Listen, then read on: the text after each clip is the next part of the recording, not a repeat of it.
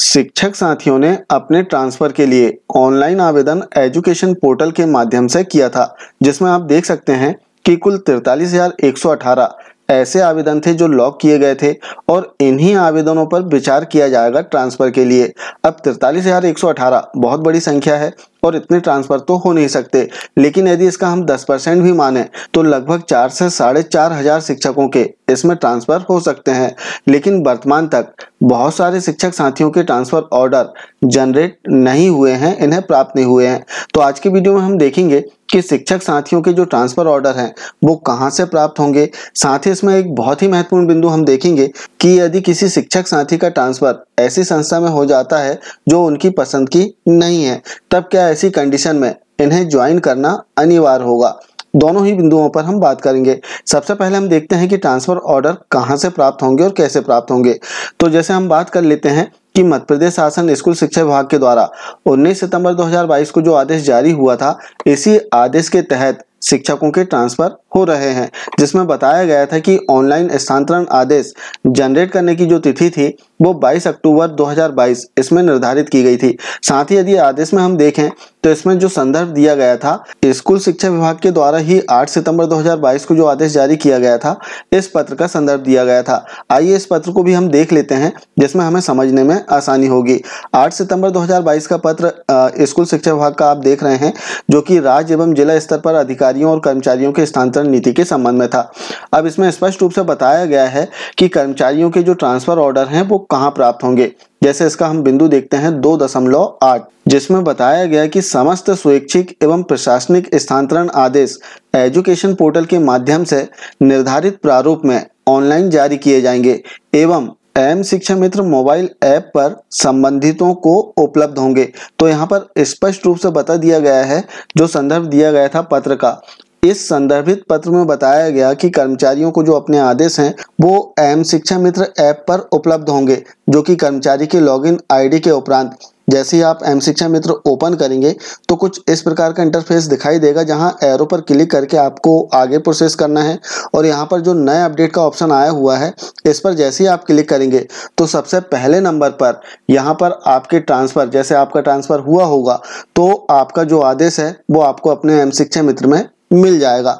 अब इसमें एक बिंदु और दिया गया है कि एजुकेशन पोर्टल के माध्यम से निर्धारित प्रारूप में ऑनलाइन जारी किए जाएंगे। तो एजुकेशन पोर्टल के माध्यम से भी ये आदेश इसमें दिखाई देते हैं। जैसे आप इसे ओपन करेंगे एजुकेशन पोर्टल और मेन मेनू पर क्लिक करने के उपरांत इसमें कर्मचारियों को रिलीव और ज्वाइन करने का जो ऑप्शन है, employee relieving and joining management, इस ऑप्शन को क्लिक करके संकुल के द्वारा कर्मचारियों को रिलीव या ज्वाइन कराया जाता है। तो इस ऑप्शन पर भी जो डीडीओ हैं वे अपने कर्मचारियों के ट्रांसफर ऑर्डर चेक कर सकते हैं, देख सकते हैं। लेकिन वर्तमान में यदि हम देखें तो ऑप्शन बंद है। इसमें जो ऑप्शन है, जैसे हम क्लिक करते हैं तो हम एजुकेशन पोर्टल के होम पेज पर आ जाते हैं। तो हो सकता है कि पब्लिक डोमेन में जो कर्मचारियों के ट्रांसफर ऑर्डर हैं वो अपलोड नहीं किए जाएं, क्योंकि इस ऑप्शन पर क्लिक करने के उपरांत आपको केवल यूनिक आईडी डालना रहता है कर्मचारियों की। जैसे आप यूनिक आईडी डालते हैं तो यदि कर्मचारी का ट्रांसफर होता है तो उनका ट्रांसफर ऑर्डर इसमें आप डाउनलोड कर सकते हैं। तो हो सकता है कि पब्लिक डोमेन में इस ऑप्शन को ओपन ना करें, केवल जो डीडीओ है वे ही इस ऑप्शन का यूज कर पाएं। यदि पब्लिक डोमेन में ऑप्शन ओपन नहीं होता है तो आदेश में स्पष्ट रूप से बताया गया है कि कर्मचारी अपने एम शिक्षा मित्र ऐप पर अपना जो ट्रांसफर ऑर्डर है वो डाउनलोड कर सकते हैं। अब हम बात करते हैं दूसरे बिंदु पर कि यदि ट्रांसफर हो जाता है तब क्या ऐसी परिस्थिति में हमें ज्वाइन करना अनिवार्य होगा। तो इस संबंध में भी इसमें स्पष्ट रूप से बताया गया है। जैसे हम इसका बिंदु देखें, बिंदु क्रमांक 8, जिसमें बताया गया कि पालन न होने की स्थिति में अनुशासनात्मक कार्रवाई, स्थानांतरण आदेश का बिना युक्ति संगत कारणों से पालन नहीं करने, बिना पूर्व अनुमति एवं स्वीकृति के अवकाश पर प्रस्थान करने वाले शासकीय सेवकों के विरुद्ध पृथक से अनुशासनात्मक कार्रवाई प्रारंभ की जाएगी।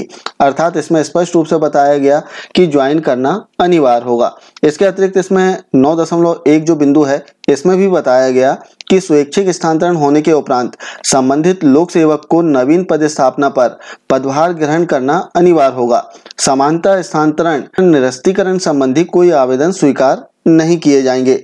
अपरिहार्य परिस्थिति में इस संबंध में कारणों को दर्शाते हुए आदेश जारी दिनांक के 15 दिवस की समय अवधि में एजुकेशन पोर्टल पर ऑनलाइन आवेदन प्रस्तुत कर सकेंगे। ऐसे आवेदनों का निराकरण आवेदन दिनांक से 30 दिवस की समय अवधि में आयुक्त लोक शिक्षण द्वारा किया जाएगा।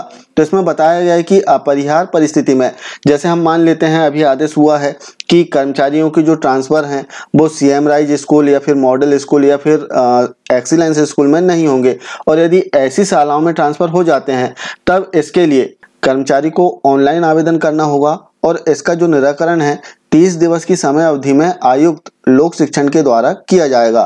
तो आदेश में हम देखें यदि कर्मचारी का ट्रांसफर होता है तो इन्हें ज्वाइन करना अनिवार्य होगा। इस प्रकार से कर्मचारी बिल्कुल भी परेशान ना हो, असमंजस की स्थिति में ना आए। यदि उनका ट्रांसफर आदेश आता है तो उन्हें अपने एम शिक्षा मित्र में जो नया अपडेट का ऑप्शन है इस पर क्लिक करने के उपरांत इन्हें अपना ट्रांसफर ऑर्डर मिल जाएगा। और दूसरी चीज कि यदि इनका ट्रांसफर हो जाता है तो इन्हें ज्वाइन करना अनिवार्य होगा। A3 ट्रांसफर ऑर्डर डाउनलोड करने एवं ज्वाइन करने संबंधी एक महत्वपूर्ण जानकारी। आशा है जानकारी आप समझ पाए होंगे। मिलते हैं कुछ इसी प्रकार की जानकारियों के साथ में नेक्स्ट वीडियो में। तब तक के लिए जय हिंद।